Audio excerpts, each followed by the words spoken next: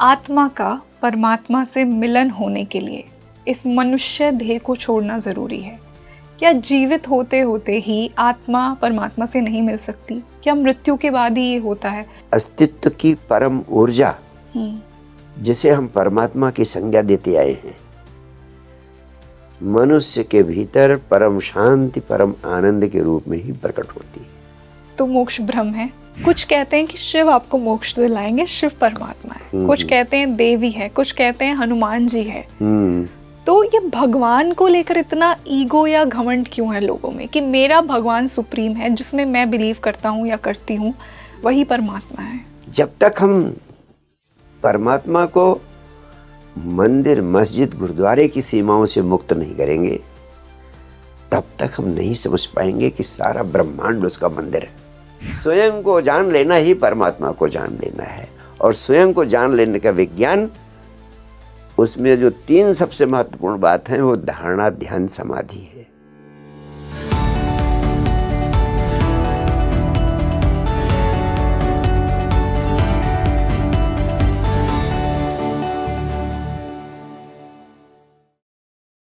ओम सच्चिदानंद परब्रह्मा पुरुषोत्तमा परमात्मा श्री भगवती समेता श्री भगवती नमः। हरि ओम तत्सत, हरि ओम तत्सत, हरि ओम तत्सत, हरि ओम तत्सत। स्वागत है आप सभी का एक बार फिर से स्पीकिंग ट्री पर, और मैं हूं आपके साथ रंगोली शर्मा। इस मंत्र से दोस्तों आपको पता ही लग गया होगा कि आज का पॉडकास्ट बहुत ही आध्यात्मिक होने वाला है। आज हम उसी सच्चिदानंद की बात करने वाले हैं। परमात्मा कौन है? ईश्वर कौन है? उन्हें अपने अंदर कैसे अनुभव किया जाए? क्या वो शिव हैं? क्या वो कृष्ण हैं? क्या वो हनुमान जी हैं? क्या वो देवी हैं?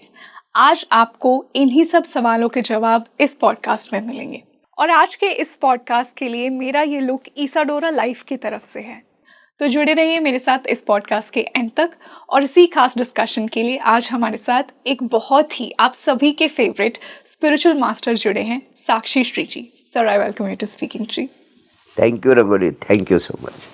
तो गुरुजी, जैसा कि आज हम ईश्वर और सच्चिदानंद की बात करने वाले हैं। जी जी जी। ईश्वर हैं कौन? कैसे ईश्वर को अनुभव किया जाए? लोग कहते हैं हमने ईश्वर को अनुभव किया है, पर वास्तविकता में वो अनुभव है क्या? परमात्मा को जानना क्या है? आप वो है क्या, ये तो आपने अपने मंत्रात्मक स्तुति में बड़े साफ शब्दों में कहा। उसका प्रारंभ ही आपने सच्चिदानंद से किया। और सच्चिदानंद का अर्थ क्या होता है? सत, चित और आनंद। Yes. Truth, consciousness and bliss, जो तीनों को एक साथ समाहित करता हो अपने में, जो अस्तित्व का सर्वोत्कृष्ट सौंदर्य है, जिसे हम सत्यम शिवम सुंदरम कहते हैं, वो सच्चिदानंद में समाहित है। और उस अनुभूति को उपलब्ध हो जाना ही ईश्वर को उपलब्ध हो जाना है। और जिसे हमने ईश्वर कहा है, जिसे हमने परमात्मा की संज्ञा दी है, उसमें ये सारे आयाम निहित होते हैं। अब सबसे मुख्य बात यही उठती है कि हम पूरे जीवन भर इस पृथ्वी पर लोग परमात्मा की चर्चा करते रहते हैं, भक्ति के गीत गाते रहते हैं, मंदिर, मस्जिद, गुरुद्वारों में सत्संग और प्रार्थनाएं करते रहते हैं, लेकिन कोई परमात्मा के अनुभव को उपलब्ध होते हुए देखा है किसी को आपने? नहीं। कोई परमात्मा के अनुभव को उपलब्ध नहीं होता है, क्योंकि सिर्फ चर्चा कर लेने से या गीत गा लेने से या प्रशंसा कर लेने से हम परमात्मा को उपलब्ध नहीं कर सकते। जैसे कोई अंधा व्यक्ति कितना भी चर्चा करे प्रकाश की, कितना भी प्रकाश के गुण गाए, कितना भी प्रकाश की प्रार्थना करे, उसकी अंधी आंखों में रोशनी आ सकती है? प्रकाश का अनुभव उसे हो सकता है? नहीं। मंदिर, मस्जिद, गुरुद्वारों में बैठे हुए लोग प्रार्थनाएं कर रहे हैं। अधिक से अधिक वे लोग ऐसे हैं जो मान लेते हैं कि ईश्वर है,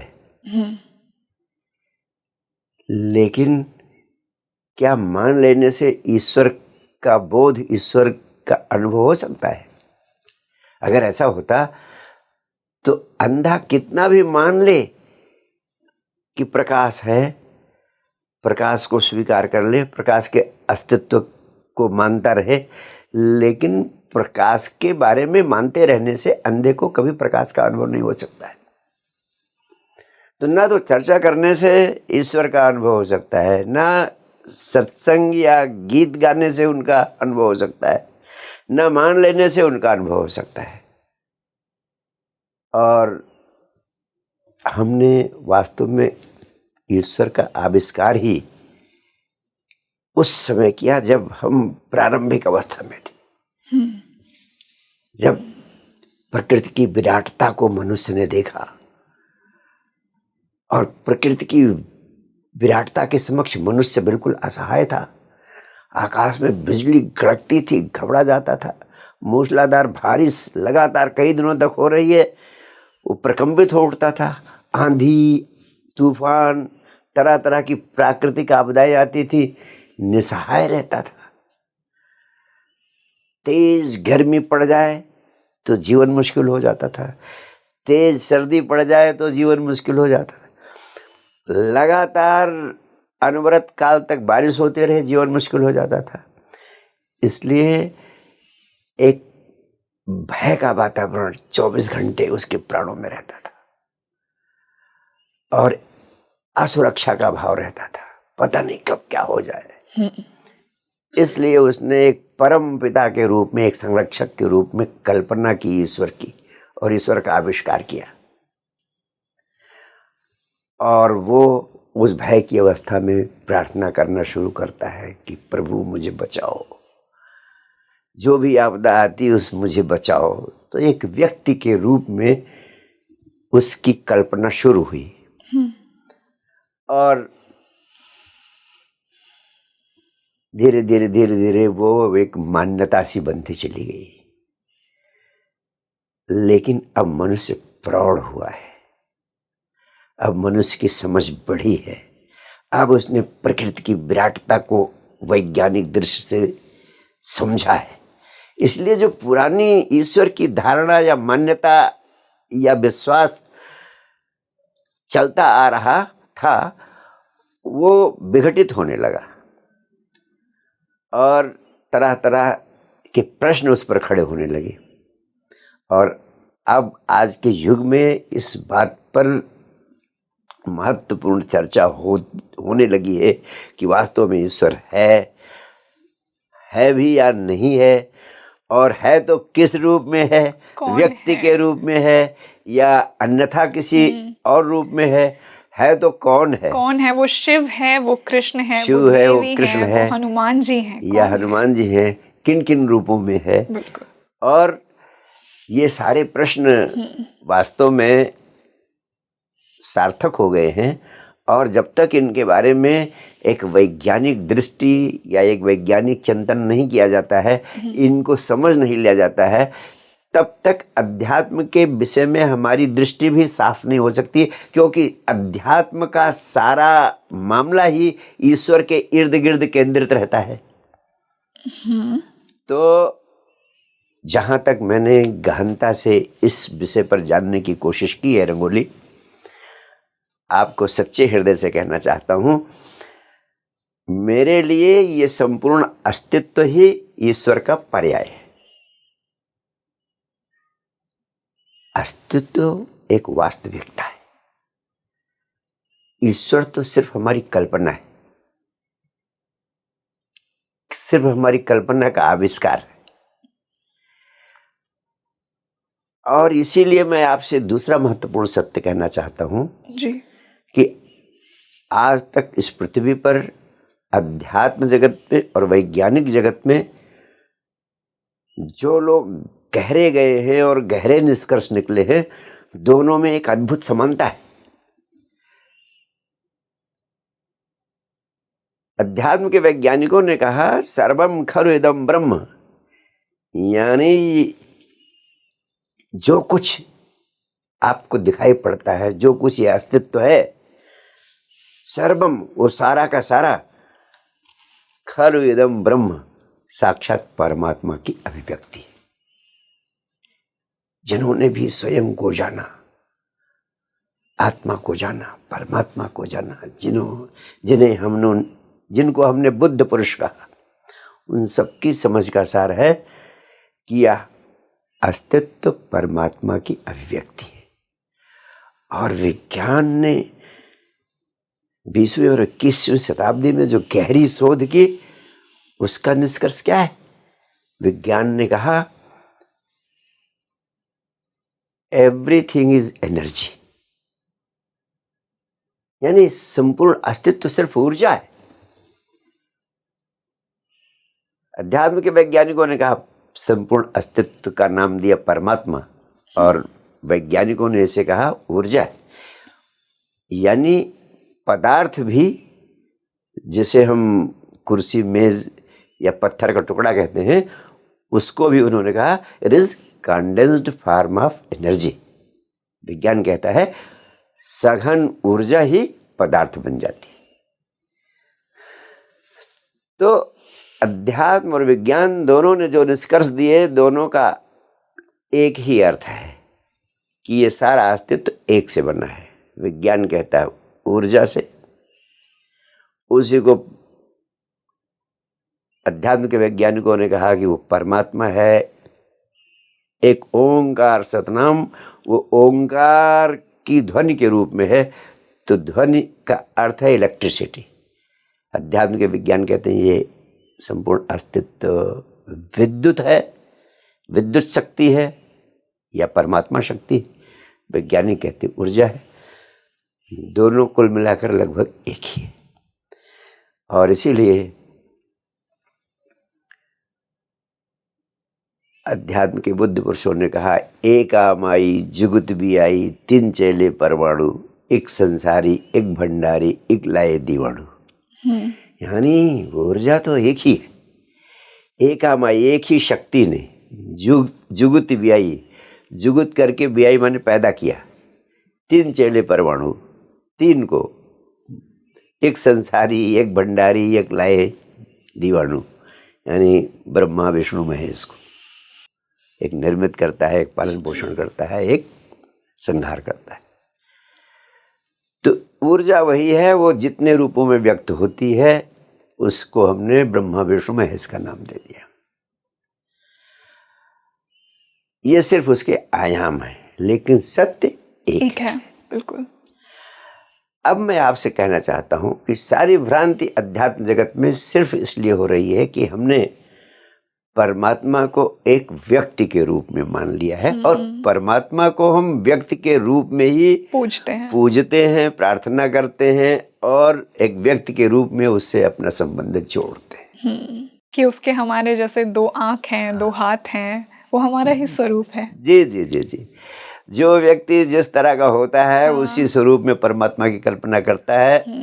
अब साउथ अफ्रीका के सुदूर ट्राइबल एरियाज में जब वे भगवान की कल्पना करते हैं तो उनका भगवान, जो उनकी सौंदर्य की प्रतिमाएं हैं कि एकदम काला चेहरा और बड़ी बड़ी नाक और बड़े बड़े होठ, ऐसे ही वो अपने परमात्मा को बनाते हैं। यानी परमात्मा भी स्वयं के भीतर की भावनाओं की अभिव्यक्ति बन जाता है। बिल्कुल।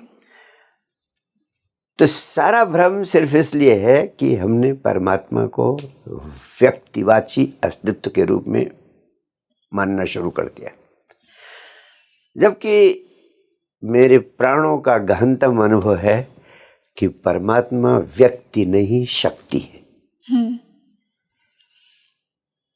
इसका अर्थ यह भी हुआ कि किसी एक व्यक्ति को लेकर इस अस्तित्व में घटनाएं नहीं घटती हैं।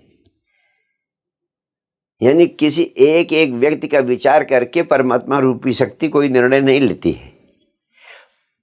परमात्मा रूपी शक्ति जिसे हम परमात्मा कहते हैं, उस शक्ति के कुछ शाश्वत नियम हैं।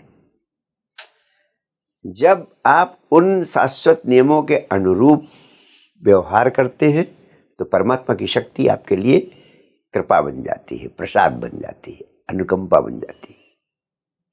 जब उन शाश्वत नियमों के विपरीत व्यवहार करते हैं आप, तब उसका उल्टा हो जाता है, वो अकृपा बन जाती है। और क्या है वो शाश्वत नियम? वो शाश्वत नियम ऐसे ही हैं जैसे उदाहरण के तौर पर गंगा एक शक्ति है, गंगा बहती है। उस गंगा की शक्ति का नियम है कि जो उसकी धारा के सामने आएगा वो उसको बहा ले जाएगी। शाश्वत नियम है। अगर पेड़ पौधे उसके धारा के सामने आएंगे टूट के बह जाएंगे, व्यक्ति उसकी धारा के सामने आ जाएगा तो बह जाएगा।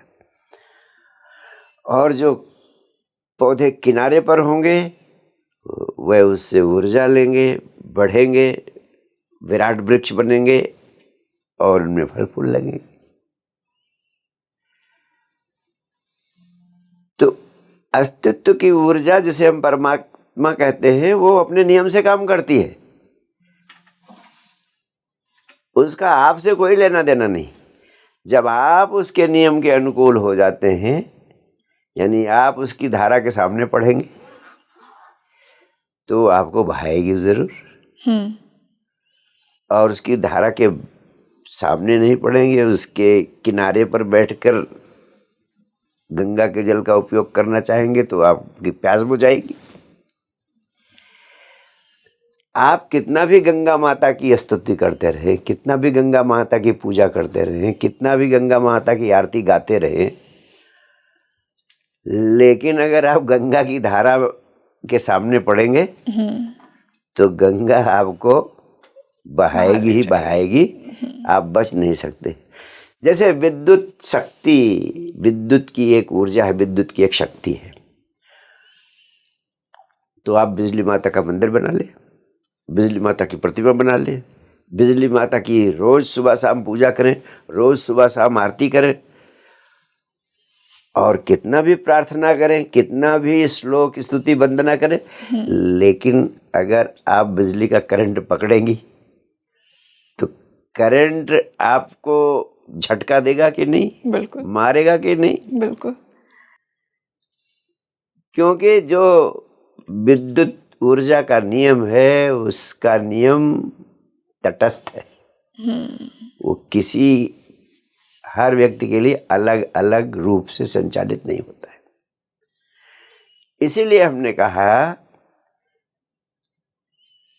कि अगर हमें परमात्मा की कृपा लेनी है तो हमें अपने ऊपर ही कुछ काम करना पड़ेगा। साधना का महत्व है कि हम साधना करते हैं तो हम अपने को अनुकूल बनाते हैं ताकि हम परमात्मा रूपी शक्ति के नियमों के अनुकूल हो सके और परमात्मा रूपी शक्ति हमारे लिए कृपा बन सके। इसीलिए हम अपने में जब संशोधन करते हैं, अपने में जब हम परिष्कार करते हैं, तब हम परमात्मा रूपी शक्ति को आकर्षित करने का माध्यम बन जाते हैं। जी बिल्कुल। अगर हम ध्यान करते हैं तो ध्यान से हमारे भीतर नकारात्मकताएं बाहर जाती हैं और हम अस्तित्व की ऊर्जा के नियम के अनुकूल उसको, उसका प्रसाद पाने के पात्र बन जाते हैं। तो इसीलिए मैं कहता हूँ, हाथ जोड़कर गिड़गिड़ाने से या प्रार्थना करने से कोई लाभ होने वाला नहीं है, क्योंकि अस्तित्व की परमात्मा रूपी ऊर्जा अपने शाश्वत नियम के अनुरूप काम करती है। जी बिल्कुल।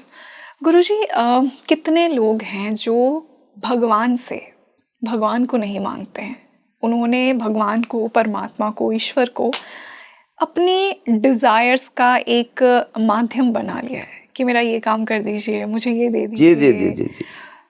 तो हमने हमारी इच्छाओं के अनुसार भगवान को क्यों मोल्ड कर दिया है? हम भगवान से, हम ईश्वर से सिर्फ ईश्वर को क्यों नहीं मांगते हैं? उनके पास हमें देने के लिए बहुत कुछ है, अनलिमिटेड लव, लेकिन फिर भी हम उनसे हमारी डिज़ायर्स के लिए उनके पास जाते हैं, दुख में उनके पास जाते हैं। कितने लोग हैं जो सिर्फ एक कनेक्शन स्ट्रॉन्ग करने के लिए नहीं जाते हैं कि भगवान मुझे सिर्फ आप चाहिए।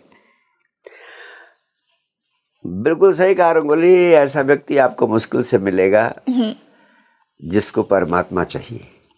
सबको चाहिए कि उसको मुकदमे में जीत मिल जाए, कि उसको सफलता मिल जाए, उसके जो काम बाधित हो रहे हैं वे काम तुरंत संपन्न हो जाए। जिसको बच्चा नहीं चाहिए बच्चा मिल जाए। तो लोग हनुमान जी के मंदिर में, शिव जी के मंदिर में, कृष्ण के मंदिर में अपनी मांगे लेकर के जाते हैं, प्रसाद चढ़ाते हैं।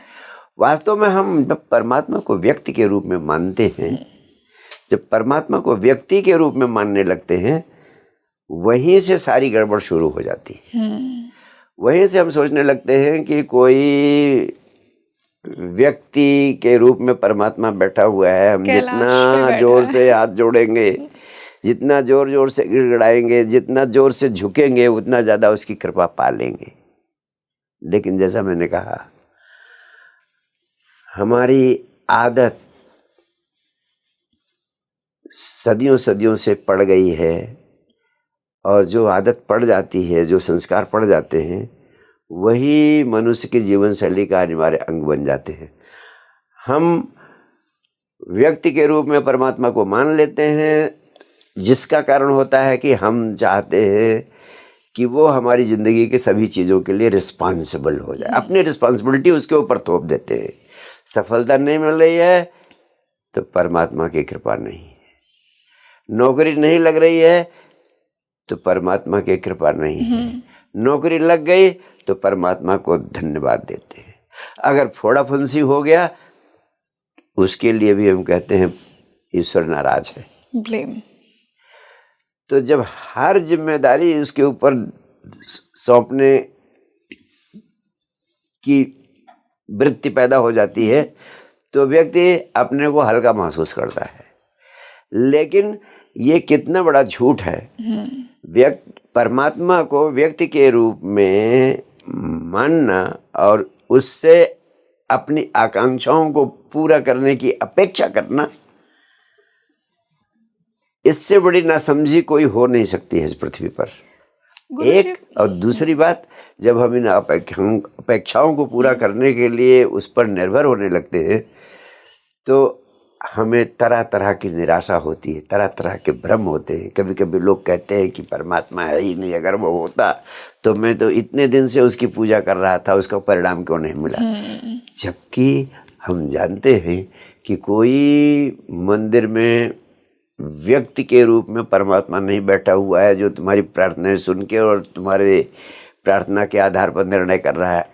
अरे तुम स्वयं में जब संशोधन लाते हो, स्वयं में परिवर्तन करते हो, स्वयं की मना शक्तियों का उपयोग करते हो, तब तुम सफलता प्राप्त करते हो। किसी व्यक्तिवाची ईश्वर के कारण सफलता नहीं प्राप्त करते हो। अगर ऐसा होता तो रूस और चाइना के लोग तो नास्तिक देश हैं। वह तो ईश्वर को मानते ही नहीं है। वहां तो जन्म के साथ संस्कारित किया जाता है कि देयर इज नो गॉड। फिर वहां के लोग क्यों सफलता प्राप्त कर रहे हैं? और सफलता ही नहीं, असाधारण सफलताएं प्राप्त कर रहे हैं। परमात्मा हमारे भीतर है, तो उन्हें अपने भीतर कैसे हम पाएं, यही सबसे बड़ा सवाल है सबका। इसीलिए लोगों के लिए बहुत आसान है, क्योंकि वो खुद के अंदर जाकर खुद को परमात्मा में नहीं महसूस कर पाते हैं। इसलिए उन्होंने एक छवि बनाई है कि मेरा भगवान मेरे जैसा है, जिसके 2 हाथ हैं, वो शिव है, वो हनुमान जी है, वो देवी है। उस परमात्मा को हमारे अंदर, हमारे भीतर हम कैसे ढूंढें? निसंदेह रंगोली, परमात्मा अगर सर्वत्र है तो वो हमारे भीतर भी है।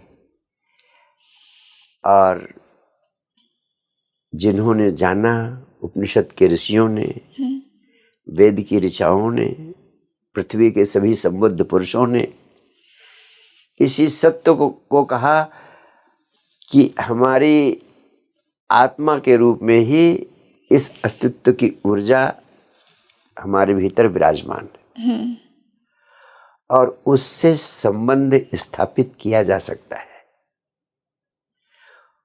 उससे संबंध स्थापित करने के लिए ही हमारे यहाँ महर्षि पतंजलि ने अष्टांग योग का विज्ञान दिया और उस अष्टांग योग में उन्होंने कहीं ईश्वर की बात ही नहीं की। उन्होंने कहा स्वयं को जान लेना, स्वयं को अपने भीतर अनुभव कर लेना, आत्म साक्षात्कार को उपलब्ध हो जाना ही परमात्मा को उपलब्ध हो जाना है। उन्होंने ईश्वर की चर्चा भी तो अंत में की, इसलिए नहीं कि ईश्वर को पाना है, उन्होंने इसलिए की कि ईश्वर एक विधि के रूप में प्रयोग करके, ईश्वर का उस विधि के रूप में प्रयोग करके उसके माध्यम से हम आत्म साक्षात्कार कर सकते हैं, यानी स्वयं को जान सकते हैं। स्वयं को जान लेना ही परमात्मा को जान लेना है। और स्वयं को जान लेने का विज्ञान, उसमें जो 3 सबसे महत्वपूर्ण बात है वो धारणा, ध्यान, समाधि है। और इन तीनों का सार ये है कि हम ध्यान के अभ्यास के माध्यम से जब विचार शून्यता की स्थिति को उपलब्ध होते हैं, जब हम विचार शून्यता की अवस्था को उपलब्ध होते हैं, तब आत्मा का पहली बार साक्षात्कार होता है। हम अपनी आत्मा में प्रतिष्ठित होते हैं और जब आत्मा में प्रतिष्ठित हो जाते हैं तो आत्मा आनंदमयी है, परम ज्ञानमयी है और परम सत्य है, सनातन है। उसी अवस्था में सच्चिदानंद, जिसकी चर्चा से आपने इस सेशन का प्रारंभ किया, उस सच्चिदानंद की अनुभूति होती है। तो उस सच्चिदानंद को जानने का एक ही सर्वाधिक शक्तिशाली विज्ञान आज तक पृथ्वी पर पैदा हुआ और जो भारतवर्ष ने सारी दुनिया को अनुदान के रूप में दिया, वह है ध्यान का विज्ञान। ध्यान का अभ्यास करके हम विचार शून्यता के माध्यम से अपने मन के जालों से पार पहुंच जाते हैं। और जब तक आप मन में उलझे हैं तब तक आप आत्मा से संबंध स्थापित नहीं कर सकते। तो मन के जाल जो 24 घंटा हमें उलझाए रहते हैं, उन मन के जालों से मुक्त होने का विज्ञान है ध्यान। जब आप मन से बाहर खड़े हो जाते हैं, माइंड के बियॉन्ड चले जाते हैं, तब आप आत्मा में प्रविष्ट हो जाते हैं। आत्मा में प्रविष्ट होना ही परमात्मा को प्राप्त कर लेना है। इस अस्तित्व के साथ एकत्व की अवस्था को उपलब्ध हो जाना है। इसीलिए साइंस डिवाइन के माध्यम से इस पृथ्वी पर मैंने एक बहुत महत्वपूर्ण मूवमेंट शुरू किया है। उसका नाम है हर घर शिक्षा, हर घर ध्यान, जिसका एक ही सूत्र वाक्य है, ध्यान नहीं तो भोजन नहीं। यानी 24 घंटे में कम से कम आधे घंटे आंखों को बंद करके ध्यान का अभ्यास करें, ताकि हम मन के जालों से पार खड़े हो सकें और आत्मा का स्वाद, आत्मा का अनुभव उपलब्ध कर सकें, जिसके माध्यम से परमात्मा की अनुभूति इसी जीवन में अभी और यहीं हमें उपलब्ध हो सके। गुरुजी, जैसा आपने अनुभूति को उपलब्ध करने की बात की, बहुत से लोग हैं जो एक देवी देवता को अपना भगवान, अपना परमात्मा मानते हैं। कुछ कहेंगे कि कृष्ण परमात्मा है, मोक्ष मिलने के बाद आपकी आत्मा उनमें मिलेगी। कुछ कहते हैं कि शिव आपको मोक्ष दिलाएंगे, शिव परमात्मा है। कुछ कहते हैं देवी है, कुछ कहते हैं हनुमान जी है। तो ये भगवान को लेकर इतना ईगो या घमंड क्यों है लोगों में कि मेरा भगवान सुप्रीम है, जिसमें मैं बिलीव करता हूँ या करती हूँ, वही परमात्मा है? रंगोली, तुम्हारा प्रश्न बहुत ही प्रीतिकर और आज के युग के लिए अत्यंत महत्वपूर्ण है। मेरा तो मानना है कि जब तक हम परमात्मा को व्यक्ति होने की सीमाओं से मुक्त नहीं करेंगे, तब तक हम परमात्मा के सच्चे स्वरूप को ना तो समझ सकेंगे और ना अनुभव करेंगे। जब तक हम परमात्मा को आकार की सीमाओं से मुक्त नहीं करेंगे, तब तक हम ये समझ ही नहीं पाएंगे कि समस्त आकार उसी के हैं। जब तक हम परमात्मा को नाम की सीमाओं से मुक्त नहीं करेंगे, तब तक हम समझ ही नहीं पाएंगे कि सारे नाम उसी के हैं या फिर कोई नाम उसका नहीं, वो सबसे परे है।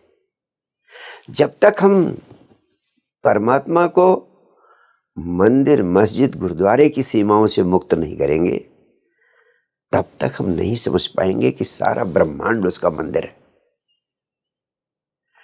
और इतनी सारी भ्रांतियां इसीलिए धर्म और अध्यात्म के क्षेत्र में हो रही हैं कि कोई कृष्ण को लेकर के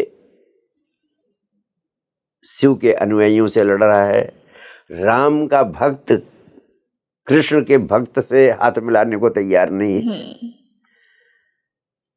यद्यपि तुलसीदास जी कहते हैं, शिव द्रोही मम दास कहावा, सो नर मोहि सपन्यों नहीं भावा।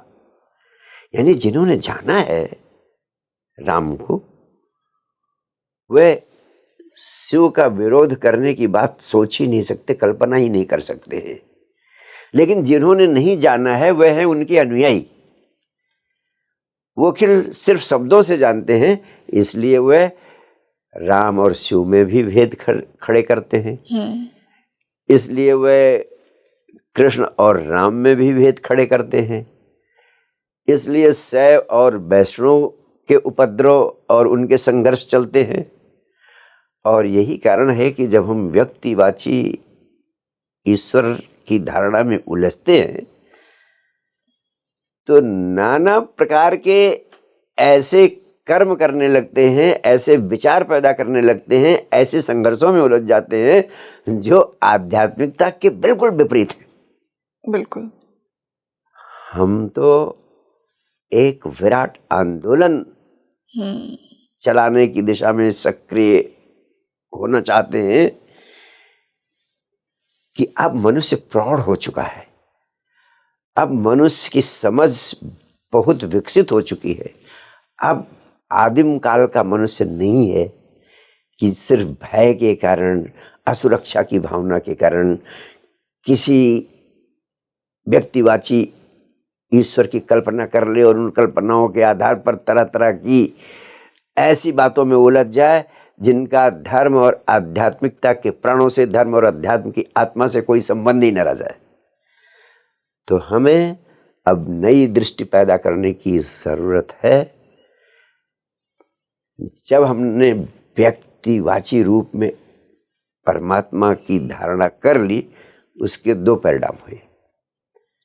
एक, ऐसे लोग पैदा हो गए जो मंदिरों में, मूर्तियों में और इस व्यक्ति के रूप में ईश्वर है या उस व्यक्ति के रूप में ईश्वर है, राम के रूप में है या कृष्ण के रूप में है या शिव के रूप में है या हनुमान जी के रूप में है, विभिन्न रूपों में उलझ गए और मानने लगे कि उन्हीं से, उन्हीं की पूजा से, उन्हीं की प्रार्थना करने से, उन्हीं का जप करने से हमें सब कुछ मिल जाएगा। और एक प्रकार के ईश्वर का अनुयायी दूसरे प्रकार के ईश्वर के अनुयायी से संघर्ष भी करने में नहीं चूकता है। बिल्कुल। इसका परिणाम यह हुआ कि झूठे आस्तिक पैदा हो गए, जिन्होंने न जानने की कोशिश ही नहीं की कि ईश्वर है तो उसका अनुभव कैसे करें। ईश्वर का अनुभव करना, ईश्वर को जानना, इस दिशा में कोई कृत्य, कोई कदम ही नहीं उठाया और सिर्फ झूठी प्रार्थनाओं में लग गए, जिसके कारण झूठे आस्तिक इस पृथ्वी पर पैदा हो गए। और दूसरा परिणाम हो गया, जिन्होंने कहा ये सब तो व्यर्थ के काम हैं, कहीं मंदिर में किसी मूर्ति की पूजा करने से और आरती उतार लेने से थोड़ा परमात्मा का बोध हो जाएगा, थोड़ा परमात्मा का अनुभव हो जाएगा, वो तो न किसी पुजारी को हुआ, न किसी पंडित को हुआ, न किसी मंदिर में आने जाने वाले पूजा करने वाले को हुआ, तो उनके मन में निराशा पैदा हुई और उन्होंने मान लिया कि ये व्यर्थ की चीजें हैं, वह झूठे नास्तिक हो गए। एक परिणाम हुआ, झूठा आस्तिक पैदा हुआ। दूसरा परिणाम हुआ, झूठा नास्तिक पैदा हुआ। मैं झूठा आस्तिक झूठा नास्तिक क्यों कह रहा हूं? झूठा आस्तिक इसलिए क्योंकि वह बिना जाने कि ईश्वर है इस प्रतिमा में, उन्होंने ईश्वर को मान लिया। बिना जाने मान लेना भी झूठी आस्तिकता है। और बिना जाने इनकार कर देना, वो झूठी नास्तिकता है। तो दोनों ने बिना जाने या तो मान लिया या तो इनकार कर लिया, दोनों एक ही थैली के चट्टे बट्टे हो गए, एक ही नाव में सवार हो गए। मैं एक नई दृष्टि देना चाहता हूं कि परमात्मा तुम्हारे भीतर स्वयं की आत्मा के रूप में विद्यमान है, और ध्यान के माध्यम से तुम मन के जालों से मुक्त हो सकते हो। You can go beyond mind, और फिर आप आत्मा में प्रवेश कर सकते हो, आत्मा का अनुभव उपलब्ध कर सकते हो। अब बड़े पैमाने पर एक एक व्यक्ति की संभावना है कि वह आत्मा के स्वाद को, आत्मा के अनुभव को उपलब्ध हो जाए, जिसके माध्यम से सत्यम शिवम सौंदर्य की अनुभूति इसी जीवन में यहीं और अभी संभव हो सकती है। सिर्फ हमें समझ की क्रांति पैदा करने की जरूरत है। और इसीलिए इस पॉडकास्ट के माध्यम से मैं तरह तरह के भ्रम जो परमात्मा को व्यक्ति के रूप में मान लेने से पैदा हो रहे हैं, जिनके कारण तरह तरह के संघर्ष पैदा हो रहे हैं, जिनके कारण हम सत्य की आत्मा को, अध्यात्म की आत्मा को, अध्यात्म के प्राण को स्पर्श करने से वंचित हो जाते हैं और झूठे संघर्षों में, धर्म और अध्यात्म के नाम के झूठी मान्यताओं में उलझ जाते हैं, और धर्म और अध्यात्म की विराट संपदा जो हमारे पुरखों ने हमें उपलब्ध कराई, हम स्वयं उससे वंचित हो जाते हैं। आवश्यकता है हम उस संपदा को आत्मसात करें और उस संपदा को सारी दुनिया को उपलब्ध कराएं, ताकि भारत फिर से जगत गुरु होने का गौरव प्राप्त कर सके। गुरुजी, क्या ये कहना सही है कि आत्मा का परमात्मा से मिलन होने के लिए इस मनुष्य देह को छोड़ना जरूरी है? क्या जीवित होते होते ही आत्मा परमात्मा से नहीं मिल सकती? क्या मृत्यु के बाद ही ये होता है? क्या मोक्ष मिलने पर ही यही होता है कि आत्मा तभी परमात्मा से मिलेगी जब वो कर्म बंधनों से मुक्त हो जाएगी? वास्तव में रंगोली, जितना प्रारंभ से हम डिस्कस कर रहे हैं जी, गौर से देखें तो मेरे प्राणों का अनुभव और इस पृथ्वी के सभी संबुद्ध पुरुषों के अनुभव का सार है कि इस अस्तित्व की परम ऊर्जा जिसे हम परमात्मा की संज्ञा देते आए हैं, मनुष्य के भीतर परम शांति, परम आनंद के रूप में ही प्रकट होती है। तो मोक्ष भ्रम है? और मोक्ष बिल्कुल भ्रम नहीं है। जब वो ऊर्जा हमारे भीतर परम शांति, परम आनंद के रूप में प्रकट हो जाती है, उसी अवस्था को हम मोक्ष की अवस्था कहते हैं, उसी अवस्था को हम निर्वाण की अवस्था कहते हैं। परमात्मा कभी बाहर से आपकी आंखों के सामने नहीं प्रकट होता है। जिसको भी परमात्मा उपलब्ध हुआ, जिसको भी मुक्ति या मोक्ष उपलब्ध हो सकी, उन्हें परमात्मा स्वयं के भीतर ही उपलब्ध हुआ। चाहे बुद्ध हो, चाहे कृष्ण हो, चाहे क्राइस्ट हो, चाहे मोहम्मद हो, जिनको भी परमात्मा उपलब्ध हुआ। परमात्मा और मोक्ष दोनों हमारे भीतर है। परमात्मा को उपलब्ध होना ही मोक्ष को उपलब्ध होना है। मोक्ष का अर्थ है मुक्त हो जाना। मुक्त हो जाने का अर्थ है किस चीज से मुक्त होना है?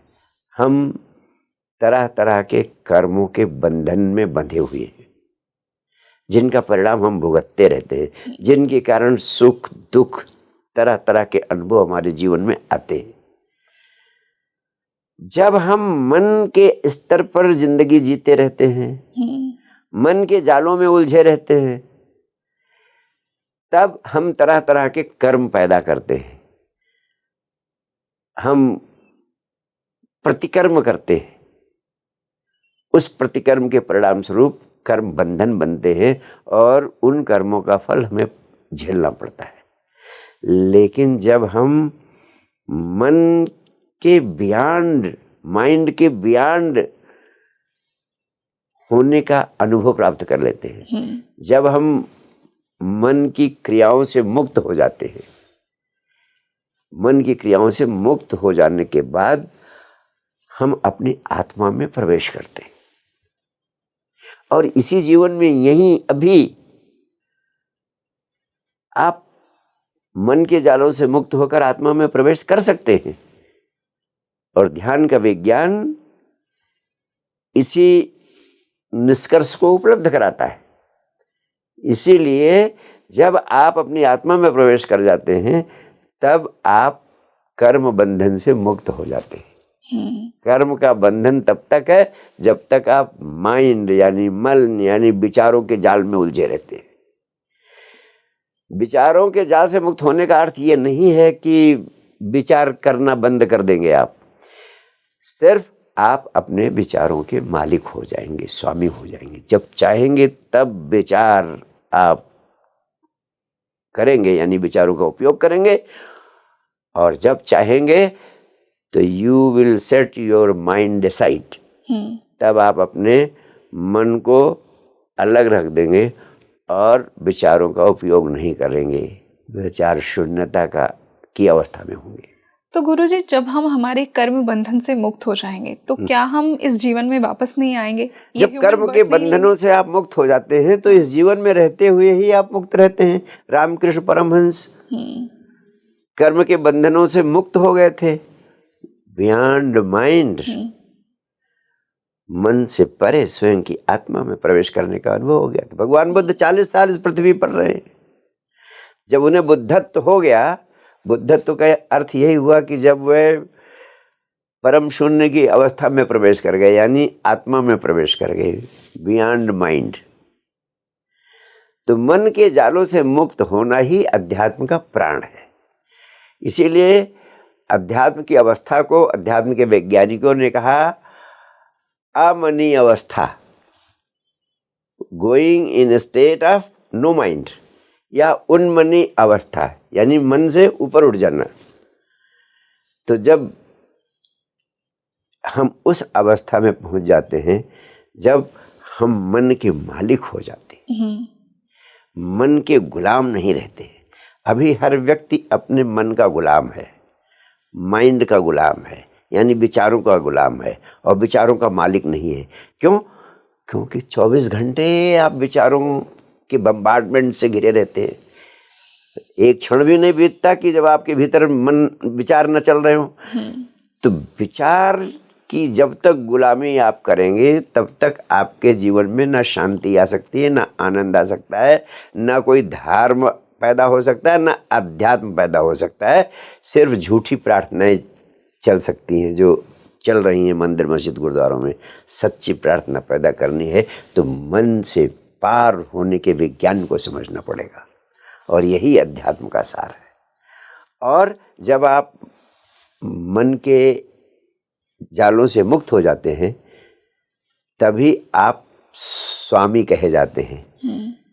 जैसे हमारे यहाँ एक बड़ी अद्भुत परंपरा थी, हमने स्वामी की संज्ञा उन्हें दी, स्वामी से उन्हें संबोधित किया जो अपने मन के मालिक हो गए। यानी जब चाहते तो विचारों का उपयोग करते, जब नहीं चाहते तो विचारों से मुक्त अवस्था में बने रहते।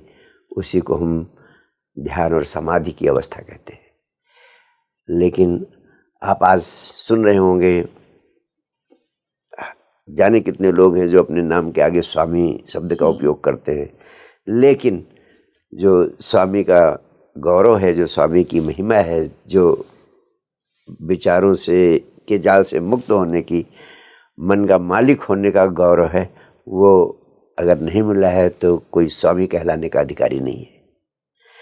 इसी जीवन में आप मन के मालिक हो सकते हैं, मन की गुलामी से मुक्त हो सकते हैं।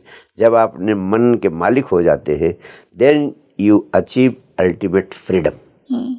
उस अल्टीमेट फ्रीडम को अब आपसे कोई व्यक्ति कुछ करा नहीं सकता है। अब आप अपने मालिक हैं।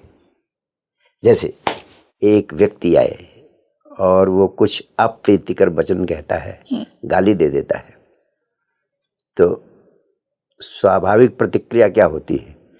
तुरंत हम उससे ज्यादा वजनदार गाली उसके ऊपर फेंक देते हैं। इसका मतलब आप मालिक नहीं है अपने, क्योंकि उसने बाध्य कर दिया आपको ज्यादा वजनदार गाली फेंकने के लिए। हमने रिएक्ट कर दिया, प्रतिकर्म कर दिया। जो अपने मन का मालिक होता है वो प्रतिकर्म नहीं करता है, कर्म करता है।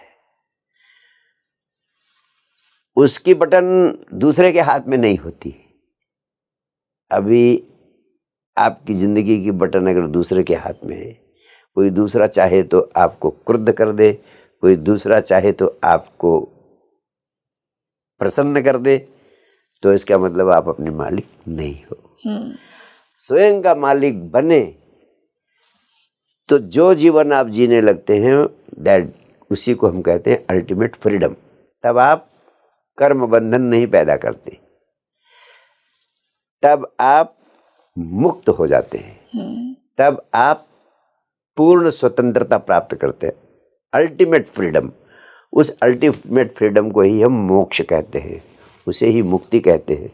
और इसी जीवन में ही मुक्ति मिलती है, जीते जीते ही मुक्ति मिलती है। उसी का अर्थ है जीने के बाद किसी मुक्ति की भावना या कल्पना करना ना समझिए, और बड़ी सरलता से व्यक्ति मुक्त हो सकता है। सिर्फ इस विज्ञान को समझने की जरूरत है। बिल्कुल। थैंक यू सो मच गुरुजी, बहुत ही लिबरेटिंग पॉडकास्ट था आज का, जिसने इतना ज्ञान आपने जो दिया आज, और हमारे दर्शकों को भी उनके बहुत से क्वेश्चंस के आंसर मिले होंगे कि परमात्मा वास्तव में कौन है। उन्हें शिव, श्री राम, श्री कृष्ण, देवी, हनुमान जी तक लिमिट करना सही नहीं है। तो आई होप आज का पॉडकास्ट आपके लिए भी उतना ही इंसाइटफुल रहा हो जितना हम सबके लिए था। And I thank you a lot for this guruji. निस्संदेह रंगोली, तुम्हारे प्रश्न बहुत ही विचारोत्तेजक थे, हृदयग्राही थे। मेरे प्राणों को आपके प्रश्नों ने छुआ। I am really thankful to you. Thank you so much guruji, इतने बड़े कॉम्प्लीमेंट के लिए। तो ज़्यादा से ज़्यादा इस पॉडकास्ट को शेयर कीजिए, और हम मिलते हैं जल्दी एक और बेहतरीन पॉडकास्ट के साथ स्पीकिंग ट्री पर। मैं हूँ आपके साथ रंगोली शर्मा। नमस्ते।